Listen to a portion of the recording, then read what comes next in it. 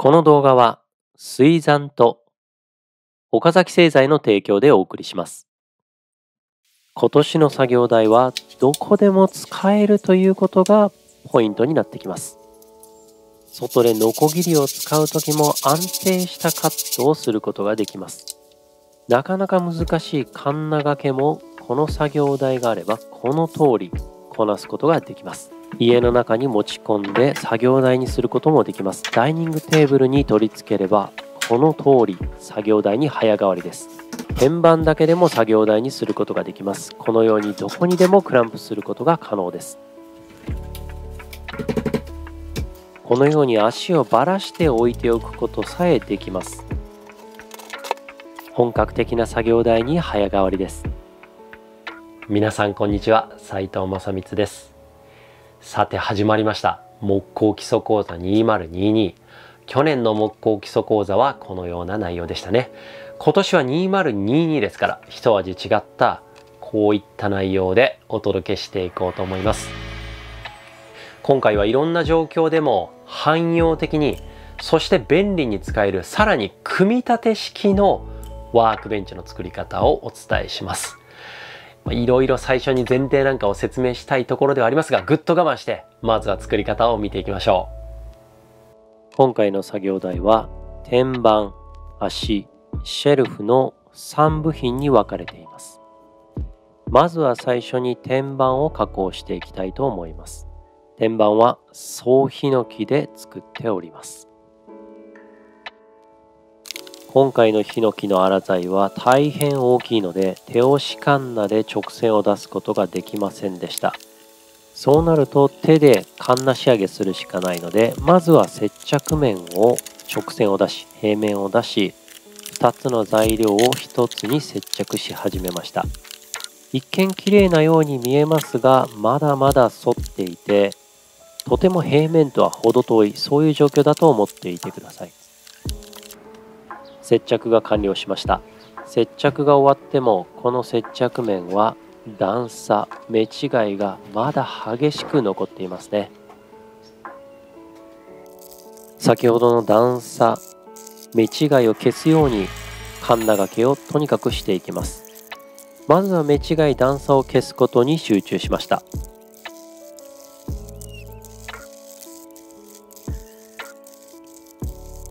時折このように定規で確認して目違いがきっちりなくなっていっているかということを確認しています。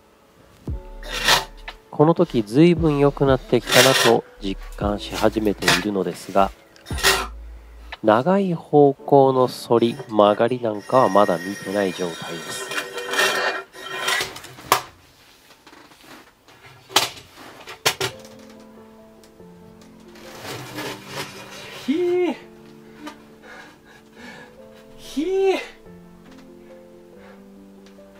お分かりになるでしょうか。1メートルほどの中央付近がこれだけ下に下がっているということは、これだけ分どこかを削らないといけないわけです。もちろん最初から長い方向も見ておけよという話ではあるんですが、ここまでひどく反っている、曲がっているとは思っていなかったところもあり、ちょっと愕然としてしまったというところがあります。ただヒノキは柔らかくて本当に加工しやすいので、半分楽しみながらこの曲がりを矯正することができました。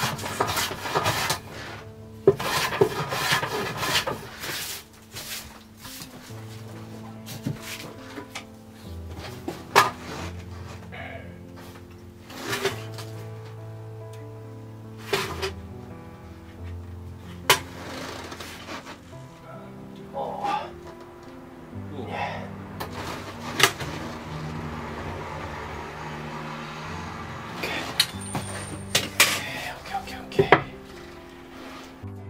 一つの面を平面に加工したら、その面を基準として下に向けて自動カンナに通していきます。こうすることで一つの平面に対して基準面に対して平行な面を作ることができます。こうして厚みをきっちりと揃えていきます。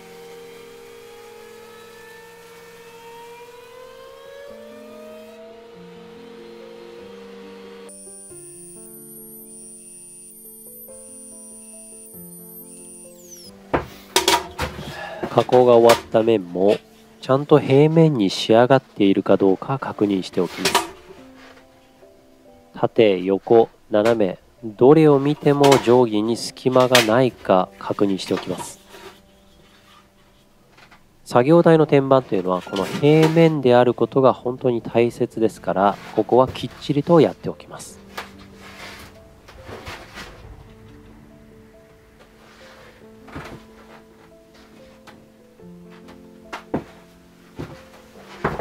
今度は側面をカンナ掛けしてまっすぐ、そして今まで出してきた広い面に対して90度になるように作っていきます。私の工房にはこれ直線を出す機会がありませんので、どうしてもこうやって手のカンナで仕上げていくことになります。こうやって平面に対して健やに隙間が見られないかどうかをチェックしています。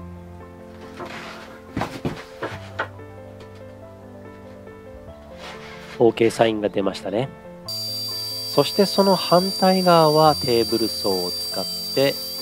これまた平行になるように、先ほど仕上げた側面と平行になるように仕上げておきます。こうすることで今4面仕上がりました。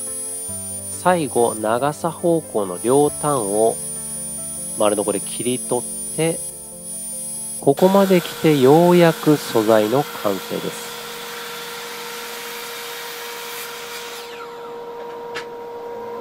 単面は一発で加工できないので、どうしても段差が残ります。それもカンナできれいに仕上げておきました。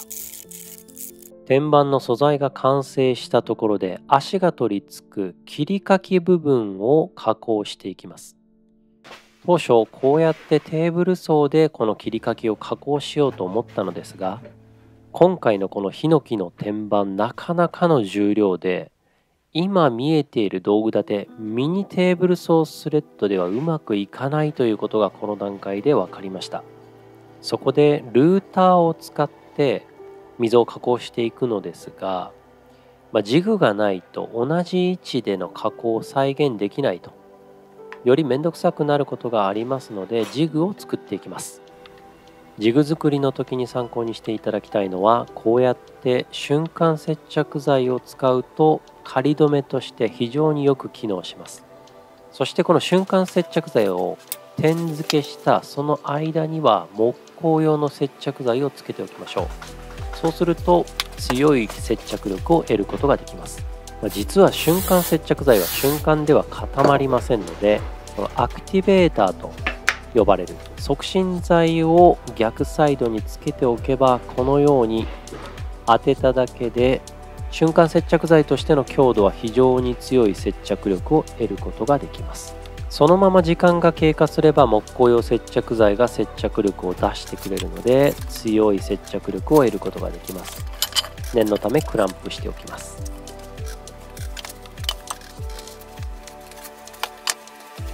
さらにこのフェンスが倒れてしまわないように、同じような方法でこの45度にカットした補強を入れておきます。ネジ止めもして最後の補強をしておきます。最後にストッパーをつけておきます。ジグが完成したので、フラッシュトリムビットを使ってこの切り欠きをつけていきたいところですが、いきなりフラッシュトリムビットを当ててしまうと切削量が非常に多くなるので、やはりルーター、トリマーといっても加工は大変です。ですからノコギリとノミを使って大まかにこの切り欠きを加工して切り替えてしまった後にルーターやトリマーを使って加工しましょう。その方が安全に作業できるはずです。飛び散る木くずの量も激減するので、大体は手作業で取っておきましょ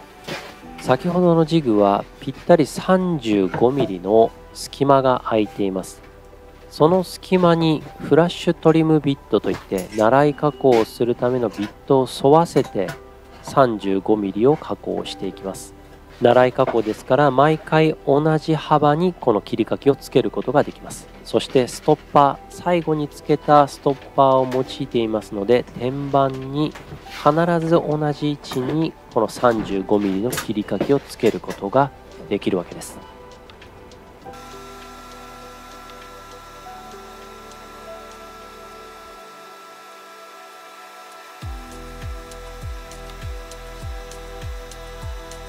そしてジグを乗せている分、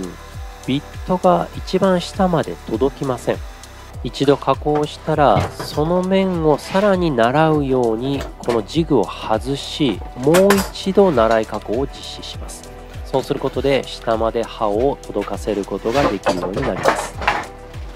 ちょっと面倒ですが、こうやって何回にも分けて加工するということが1回の切削量を少なくすることができますし、使うビットの長さも短くなりますから、安全面に対しても有効です。とにかく取り代を少なくすることをできるだけ心がけるようにしましょう。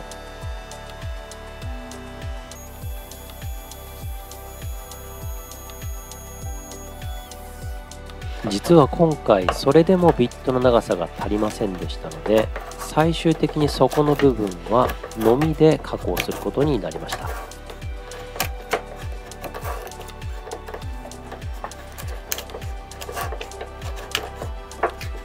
天板の切り欠きを4箇所とも加工することができたら、今度は足を製材していきます。切り欠きはメス側はもうできているわけですから、オスになる足をその切り欠きにきっちりとぴったりとはまるかどうか、スナグフィットするかどうかという観点で確かめながら製材していきます。スナグフィットと言っているのは、組み合わせた時にぴったりはまる、きつすぎない、緩すぎないということを意味しています。ですから自動カンナで製材するときに 0.5 ミリずつぐらいみたいな粗い加工をしてしまうと、あっという間にゆるゆるガタガタになってしまいます。サイズが近づいてきたらほんの少しずつ、どうでしょう、コンマ1ずつ薄くするのではちょっともしかしたら粗いかもしれないです。0.05 ミリずつ細かく刻んでいく、それぐらいのつもりで一度製材してみることをお勧めします。ここのぴったり具合がこの作業台の合成の全てを決めていると言っても過言ではありません。きつすぎず緩すぎずぴったり自立するぐらいを目指してみてください。厚さの加工が終わったらテーブル層で幅を加工しておきます。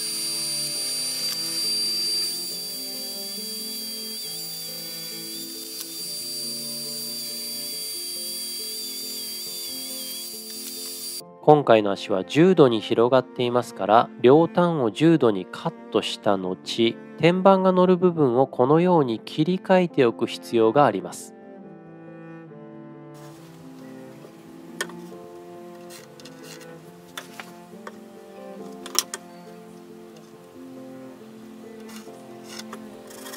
もちろん目見当でカットしていってもいいのですが、ここでもジグを簡単に作っておきます。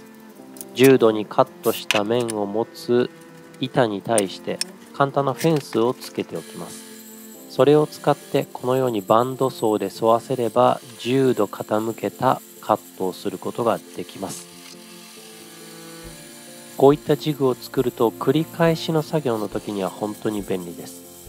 そしてそれを90度回転させることによってまた10度傾けた、そして方向の違う90度傾けた10度をカットすることができるので、このようにまた繰り返し同じ寸法にカットすることができます。このカットされたオフカットは後から使うので必ず4つとも残しておいてください。最後に足の下側をカットしておきます。では実際に天板に足を組んでいきましょう。少し揺らしながら入っていくような状態です。若干スナグフィットよりはきついかなというところはありますが、手だけで入るのであれば多少きつくても大丈夫かと思います。1本はなぜか若干緩めだったということもお伝えしておきます。そして先ほどのオフカットを使いながらクランプで留めていきます。こうすることで足と天板をしっかりと密着させた状態の位置決めをすることができます。それができましたら接着剤をつけながらネジでストレッチャーを上側下側ともに留めていきます。この時ネジの留め方、接着剤の使い方によっては後からぐらつきが出てしまう場合があります。ずクランプを併用してしっかりと密着させた状態でストレッチャーを足に取り付けましょう。ストレッチャーを組み終わった後にこれぐらいの抜く力がかかるというのを見ていただきましょう。揺らしながら上に引っ張り上げて体重をしっかりとかけておかないと抜き取ることが難しい。これぐらいタイトにきつく入っています。精度よくできているとも言えます。そしてこれをもう一度差し込む時も体重をしっかりとかけて、そして揺らしてあげないとしっかり入っていかない。それぐらいタイトになっているということです。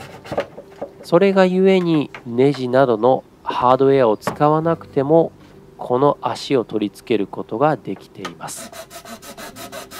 足の取り付けが終わったら天板の上に飛び出している足をカットしておきます。ここまで来たらようやく天板に有溝を掘っていきます。ダブテールグルーブを掘ることによってそこの有溝に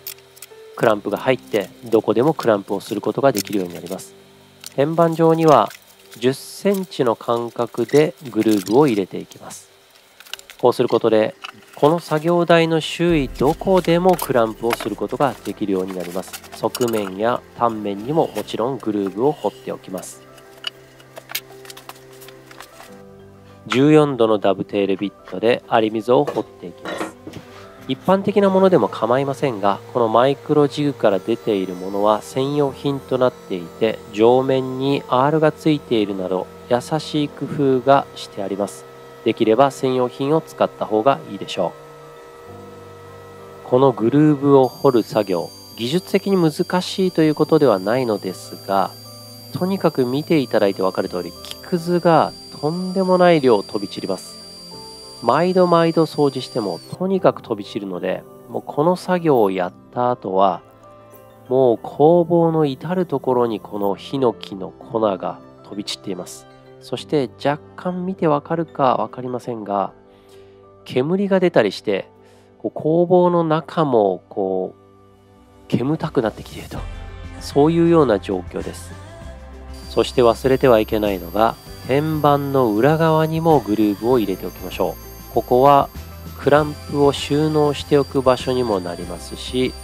ダイニングテーブルなんかの上にこの天板そのものをクランプしたいという時のクランプする有溝になってくれます。忘れずに加工しておきましょう。そして加工する手順ですが、木目と直交する方向から先にグルーブをつけて、その後木目に沿う形でグルーブをつけます。この方がグルーブの交差点でバリが出にくくなります。後で紹介するストッパーが取り付かない面には大きめの面取りをつけておきました。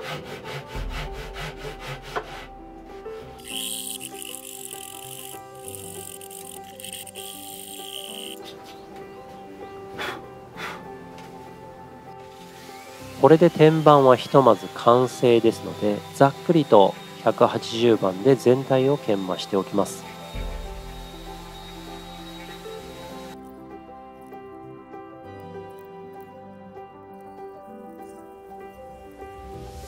左右の足を連結するシェルフを最後に取り付けていきます。折り目ナットを使いますから、そのネジが通る座面の加工と貫通穴を開けておきます。先に座繰りをつけた後に貫通穴を開ける手順でつけてください。そしてその貫通穴の位置を足側に移し取って、その部分に下穴を開けておきます。その下穴をきっちり面取りを取り付けた後、折り目ナットをインサートしておきます。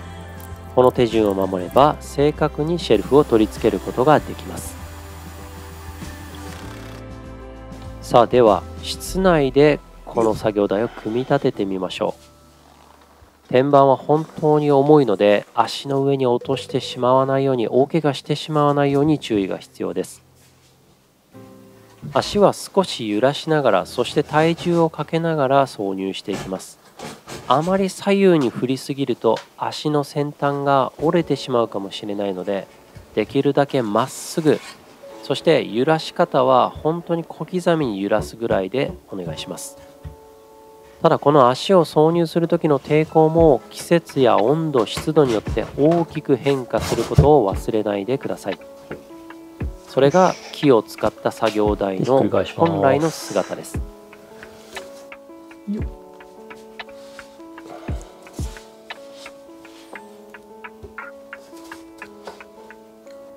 工房ではなくて自宅の中で見る本格的な作業台、なんかちょっと変な感じがします。それでは具体的な使い方をお見せしていきます。まずはいろんな使い方あると思いますが、このダブテールスロット、ダブテールグルーブを切ってあることによってこうやって、この上面に直接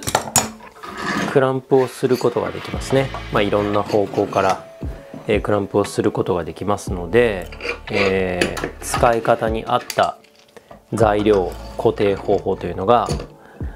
選べるかと思います。何かここでやりたい時にしっかりと固定してしまうということができます。これが一つ今までの作業台なんかとは違うところですね。作業台の表面と挟むことができるっていうのはなかなかないと思います。でそれを使いながらさらにいろんな機能がありまして、こちら側にストッパーをつけました。でストッパーというのは、調節できる、ただ取れるストッパーになってるんですが、そいつを使う材料に合わせて、上げたり下げたりということができるようになっています。仮にこのウォールナット、これを、ハンドプレーンでカンナ掛けするとしたら、多少この材料よりも少し下の位置でストッパーを止めておいて、こういうふうに当たるようにすると。で実際こういうふうにカンナ掛けすればいいわけですね。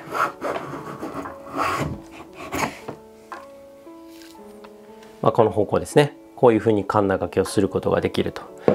でどうしても組み立て式なので多少はぐらつきます。ただ壊れたりすることはありませんし、カンナ掛けっていうのはすごい力がいるので、どういう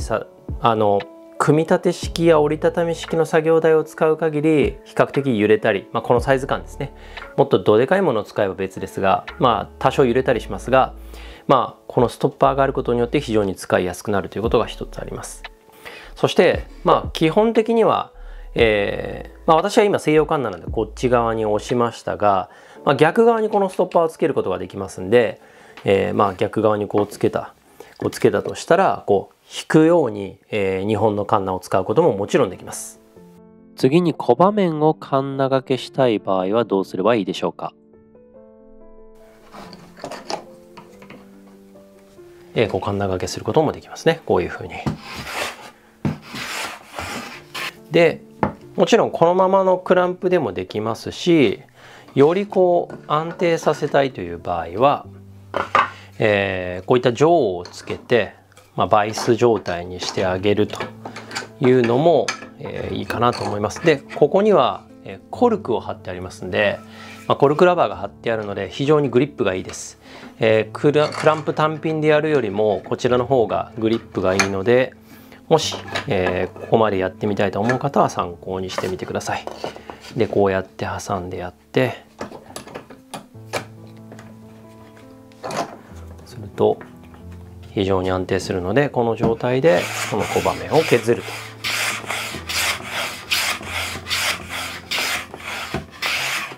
こういうことですね。もう杉は軽いんで全然揺れが気にならないですね。こういうふうにカンナ掛けをすることもできます。幅の狭い材料をクランプしようとすると、そうですね。今この薄いこの幅の小さいものをクランプしようとするとここに届かないので、これはあれですね。ここにも縦にやっぱりスロットがあった方がいいですね。もう本当はここに掘ろうと思ったんですが、必要ないかなと思ったんですが、やっぱりこういうシーンの時にいりますね。図面の方では変えておきますので、皆さんそちらを参考にしてみてください。あとはノコギリでのカットも、2020年の時の木工基礎講座でも話したんですが、カットする時っていうのは姿勢が大事です。で姿勢何によって変わるかというと、やっぱりこのクランプで作業台にきっちりと固定されてるかどうかっていうところは結構ポイントになってきます。でそういうこともあって、こういうところにしっかりとクランプできると、もうこれはがっちりですから、ここで何も考えないでクロスカットしてみましょうか。でこれがちょっと邪魔なので、ちょっと邪魔でした。こういうところに寄せておけば、こうやって、カットすることができるわけですね。もう何も押さえなくて大丈夫です。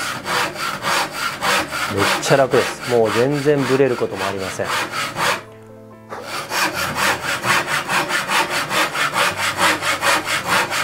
こういうふうにカットすることができるわけですね。そしてこちら側に戻りまして、こういうふうにこの上のバイスの中にこう挟んでやるわけですね。でこれを締め付けると。もちろんこんだけ幅が広い狭い場合はこのバイスというか上はいらないですね。いらないですが、使ってみるとこれだけもう全然、がっちりです。なのでこういった縦引きの時もこういうクランプがあると、こういうところで縦引きできるわけですね。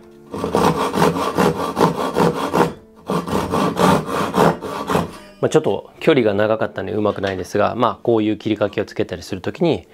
縦引きする時も使うことができるわけです。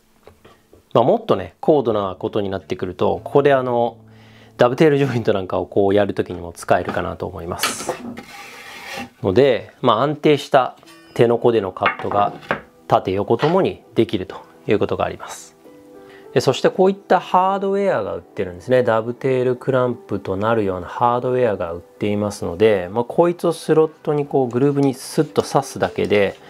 至る所に何かしらのストッパーなり何なりをこうつけることができるようになります。今はこのスペースの真ん中にこの突然ストッパーをつけました。で先ほどこちらで、ストッパーはこうカンナ掛けの時のストッパーは端っこにありましたが、真ん中に設けることもできます。というのは、例えばこういう小さいものとかをこう表面に固定したい時、こういう時にこのストッパーを使います。でこうストッパーに突き当てた状態で、こちら側から、クランプを通してこうやって下げて使うこともできると。これで動かなくなるわけですね。もちろんこれだけでもいいんですが、でそういった時にここにこう作業したい、例えばここを掘り込みたいとか、のみをこう使ったりする時の、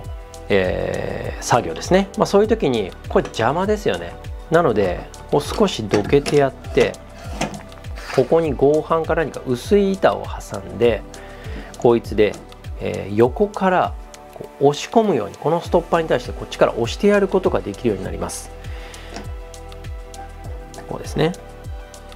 はい、こうすることでもう全てが全く動かなく固定されることができたので、例えばスプーンのこう彫りをしたい時とか、そういう時にこの作業台は非常に便利かなと。小さいものから大きいものまで、いろんな角度でいろんな場所にこの作業台に固定することができるようになります。で先ほどのこの X パッドですね。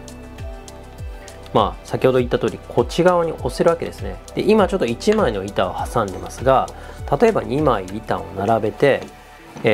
その一方をこういうふうに押したとします。ということはどういうことができるかというと、板継ぎがこの台上でできるようになるわけですね。平面を気にしないでこういうふうに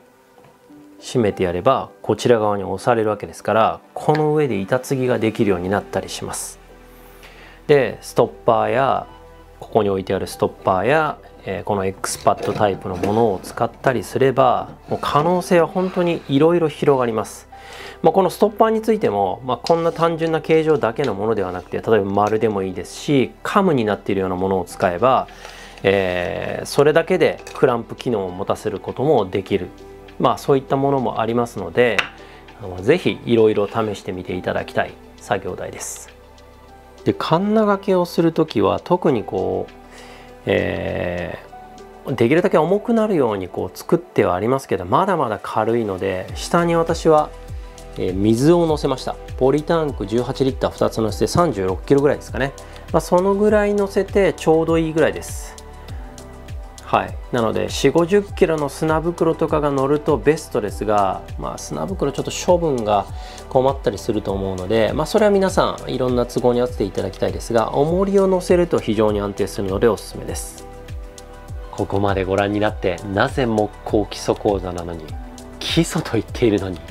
こんなに難しい作業台を作るのかと思った方、全くその通りです。難しすぎますね。ただこれがないと今後の講座が進まないから、あえて最初に整えました。今年の木工基礎講座では手道具を中心にお伝えしていこうと思っているからです。と言いますのは、少し前に皆さんにアンケートを取らせていただきました。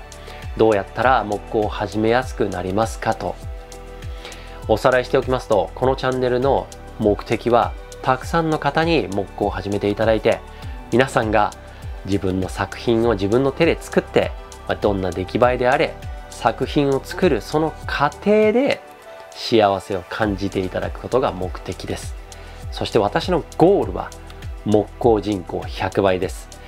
その時に課題となってくるのは、そのアンケートから見えてきたことですが、騒音と木くず、この2つでした。郊外に住んでいてもう十分に場所がある方はもちろんクリアできますが、やはり難しいですよね。私も騒音問題は本当に悩ましいです。どこまでが OK でどこからがダメなのか本当に判断つかないですから。そんな時にやはり電動工具というのは、騒音に対しても木くずに対しても課題ありです。手道具は手で使う道具、ノコギリなんかですね、比較的どちらもクリアしやすいです。もちろん 100% とはいかないですけども、さらにスペース的な問題もありますよね。東京とか大阪の都会で賃貸に住んでいる方が木工を始めるっていうのは結構ハードル高いと思います。そんな時にこの組み立て式の作業台かつ手道具に対しても汎用性の高い作業台というのが適しているのではないか、そう考えました。いや、分かってます。その作業台作るのに時間とお金かかりすぎる、そうおっしゃりたいですよね。そこで作りやすくするための3つの節約情報をここからお伝えしていこうと思います。このマイクロジグのマッチフィットクランプ、これはスポンサー商品ではなくて、私が身銭を切って確かめて買って皆さんにお勧めしているものです。少なくとも今回の作業台にとってはもう最高ベストな道具です。このクランプを10% オフで購入できるクーポンを輸入代理店のジャパンリーベさんから私からお願いしてなんとかなりませんかと言って発行していただきました。 10% ですよ。 10%。 ただしこの動画の公開から7日間1週間の限定です。せっかくの機会ですから、この作業台に限らずぜひこの道具の便利さを体感していただきたいです。クーポンコードは私のウェブサイトでお伝えしていますので、概要欄のリンクから後で訪れてみてください。そして作る時のサイズや手順などがこの動画だけでは分かりにくいよと思われる方、それがゆえに作り始めることが難しいと思われる方もいるかと思います。そこで私がプランを準備しました。このプランには寸法だけでなくて手順や工夫すべきところや成功へのヒントという形でアドバイスを記載してあります。もしご自身で作りたいと思われる方はぜひダウンロードしてみてください。通常ワンコインで販売しているものですが、有料のプランですが、これも7日間限定で無料で配布いたします。いつも私のチャンネルを見てくださっている方への感謝の気持ちとして、こういうふうに還元していきたいという気持ちと、作業台をどういった構造なのかということを一度詳しく見ていただければ、私の提案と同じものでなくても簡略化したり、皆さんのお家の事情に合わせてカスタマイズしたりすることもやりやすくなるかなと思います。ぜひプランをダウンロードしてみてください。そしてこのプランを使ってご自身で制作しようと思った時に、足は 2x4 なので皆さんにも、すぐにどこでもホームセンターで買えますから手に入りやすいと思います。ただ天板だけは入手が難しいかと思います。今回のように総ヒノキの木材をあのサイズ感で使おうと思ったらかなりお高いことになってしまいます。ですが今回は岡崎製材さんから、今回のスポンサーの岡崎製材さんですね、私がこの基礎講座で目指しているこのゴールに共感していただいたということもあり、随分と安くすることができました。価格は多岐にわたるので詳しくは私のウェブサイトを確認していただきたいですが、パターンは4つあります。ワークベンチの完成品、ベンチトップタイプのワークベンチの完成品、天板の完成品、天板の素材、この4つです。それぞれの種類に確保できた材料は2台ずつですから、合計8台が限定となります。一品一品私がこの工房で加工して皆さんにお届けします。そして動画公開から7日間限定で私のオンラインプライベートレッスン30分、通常5000円分を無料でお付けします。Zoom やビデオ通話などでワークベンチの作り方や使い方など、それに限らず何でもいいです。木工に関することを個人的に質問して私がお答えすると、そういうことができます。これを機会にぜひプライベートレッスンも体感いただきたいと思います。まだあります。今回の動画を先ほども言いましたけども、スポンサードしていただいている岡崎製材さんのオンラインで販売している商品を10% オフで購入できるクーポンもいただきました。岡崎製材さんは、端材を使っていろんな商品を作られていて、ただ端材といってもあれですよ、私の思っているような端材、皆さんはどう思っているか分かりませんが、小さい端材とは全く別物、完全に名木祭りです。このオンラインストア、この私のチャンネルを見ている方であれば、このオンラインストアを見るだけでも楽しいですから、これを機に一度サイトに足を運んでみてください。こちらのクーポンコードも私のウェブサイトに今回まとめて全て記載してありますから、ぜひ概要欄から私のサイトまで足を運んでみてください。いかがだったでしょうか。今回はお得情報もたくさん皆さんにお伝えすることができたかと思います。皆さんがこれで木工を始めやすくなったなと思っていただくのが一番嬉しいですし、そうでなくても、今回の動画楽しんでいただけたら本当に最高に嬉しいです。今回の動画少しでも良かった、役に立ったよ、面白かったよと思っていただけたら、ぜひコメント欄にね、感想とかメッセージなんかを記載してください。チャンネルを、登録して、チャンネル登録していただけるのも本当に嬉しいんですが、それ以上にコメントで面白かったとか良かったよなんていう、もうこの素朴なコメントですね、これがあるともう私も本当にこのチャンネルを運営していく原動力となります。そうやって言っていただけるのが本当に何よりも嬉しいです。メール会員さんはよくコメントくれるんですが、この YouTube のコメントにも書いてくれると本当に嬉しいです。そしてメンバーシップへ加入していただくとより交流が深まりますから、ご検討してみてください。またメルマガは完全無料でノーリスクですから、いろんな木工のヒントを3日に1通のメールでお伝えしておりますから、暇つぶし程度にね、読んでみてくれればいいかなと思います。次回の講座では実際の加工に入っていきますよ。手でまっすぐ切る、手でまっすぐに製材する方法をお伝えしていきます。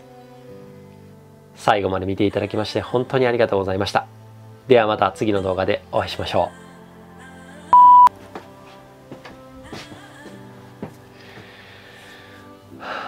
マイクです、マイクです。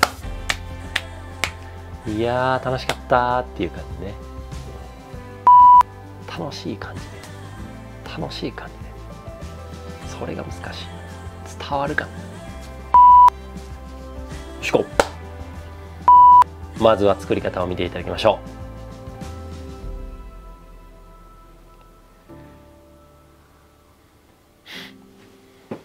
う。もう一回やらして。